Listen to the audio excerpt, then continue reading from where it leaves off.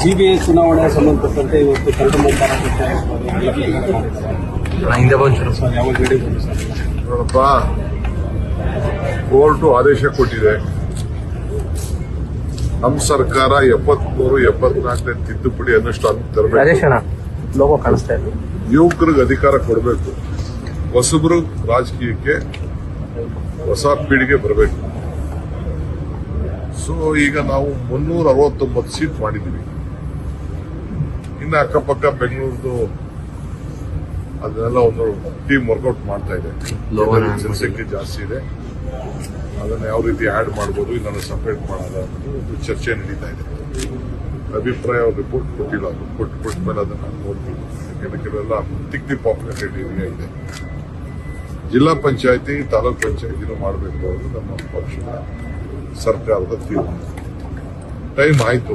ಅದೇನೋ ಸ್ವಲ್ಪ court issues ಇತ್ತು, ರಿಸರ್ವೇಷನ್. ಮುಖ್ಯಮಂತ್ರಿಗಳು ನಮ್ಮ ಮಿನಿಸ್ಟರ್ ಕೂಡ ಹೇಳಿದ್ದಾರೆ ಅದನ್ನೆಲ್ಲ ಸಾರ್ಟ್ ಔಟ್ ಮಾಡಬೇಕು ಅಂತ ಹೇಳಿದ್ದಾರೆ. ಸೊ ಅದಕ್ಕೆ ಸಿಂಬಲ್ ಮೇಲೆ ಆಗ್ಬೇಕು. ಕೆಲವರು ಪಂಚಾಯತಿನೂ ಸಿಂಬಲ್ ಮೇಲೆ ಮಾಡಬೇಕು ಅಂತ ಕೂಡ ಅನೇಕರು ಸಲಹೆಗಳನ್ನು ಕೊಟ್ಟಿದ್ದಾರೆ. ಇನ್ನು ಅದ್ರ ಬಗ್ಗೆ ನಾವೇ ತೀರ್ಮಾನ ಮಾಡಿದ್ದೇವೆ. ಒಟ್ಟೊಳಗೆ ಒಂದೇ ಸತಿ ಎಲ್ಲಾದ್ರೂ ಕ್ಲೋಸ್ ಮಾಡಬೇಕು. ಬೇರೆ ರಾಜ್ಯದಲ್ಲಿ ಈ ತರ ಕೇರಳ ಆಯ್ತಲ್ಲ, ಎಲ್ಲ ಒಟ್ಟಿಗೆ ಒಂದೇ ಸತಿ ಮಾಡಬೇಕು.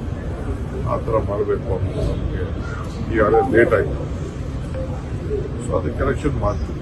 ಸರ್, ಈಗ ಬ್ಯಾಲೆಟ್ ಪೇಪರ್ನ ಬಳಸ್ತಾರೆ ಈ ಚುನಾವಣೆಗಳಿಗೆ ಚರ್ಚೆ ಆಗ್ತದೆ, ಇವಿಎಂ ಬದಲು. ಹೌದು, ಅವರು ನನಗೂ ಗೊತ್ತಿದೆ, ಮಾಹಿತಿ ಬಂದಿದೆ.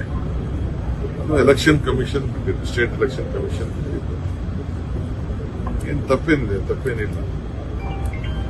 ಬ್ಯಾಲೆಟ್ ಬುಲೆಟ್ಗಿನ ಸ್ಟ್ರಾಂಗ್ ಬರ್ಲಿ, ಬ್ಯಾಲೆಟ್ ಆಗಲಿ, ತಪ್ಪೇನಿದೆ. ವೋಟಿಂಗ್ ನಡೀಬೇಕು, ಅದು ಮುಖ್ಯ. ಬ್ಯಾಲೆಟ್ ಅದನ್ನು ಮಾಡಿ ಅದು ಅವ್ರು ಬಿಟ್ಟಿದ್ದು, ಅವ್ರು ಏನು ತೀರ್ಮಾನ ಮಾಡಬೇಕು. ವೋಟರ್ ರೋಲ್ನ ಮಾಡಿದ್ದಾರೆ, ಅದಕ್ಕೆ ಟೈಮ್ ಇದೆ.